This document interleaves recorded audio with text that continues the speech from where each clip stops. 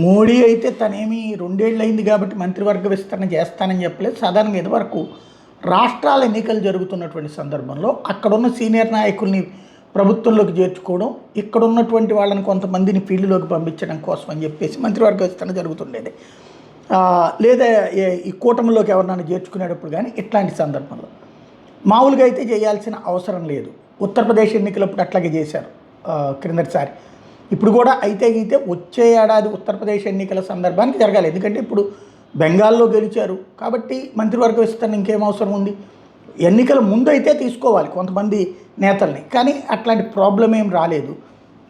అస్సాంతో problem లేదు, వీళ్ళు గెలిచినటువంటి పాండిచ్చేరితో ప్రాబ్లం లేదు. కాబట్టి ఇప్పుడు మంత్రివర్గ విస్తరణ అవసరం లేదు. కాబట్టి ఆంధ్రజ్యోతి రాసుకొచ్చింది కాబట్టి ఇప్పుడు కొన్ని ప్రచారాలు జరుగుతున్నాయి. 24 లేదా 25న కేంద్ర మంత్రివర్గ పునర్వ్యవస్థీకరణ జరుగుతుందన్నటువంటి కాన్సెప్టు. అందులో తెలంగాణలో బండి సంజయ్ స్థానంలో అరవింద్ని తీసుకుంటారని ఓ ప్రచారం, లేదు ఈటెల రాజేందర్ని తీసుకుంటారన్నటువంటి ఒక ప్రచారం నడుస్తోంది. ఏపోతే ఏపీలో శ్రీనివాసవర్మ స్థానంలో సీఎం రమేష్ని తీసుకుంటారన్నటువంటి ఒక ప్రచారం జరుగుతుంటే పురంధేశ్వర్ ప్రయత్నిస్తోందన్న ప్రచారం చేస్తున్నారు. ఇదంతా కూడా స్పెక్యులేషన్స్ అంతే, వాట్సాప్ స్పెక్యులేషన్స్ అనమాట.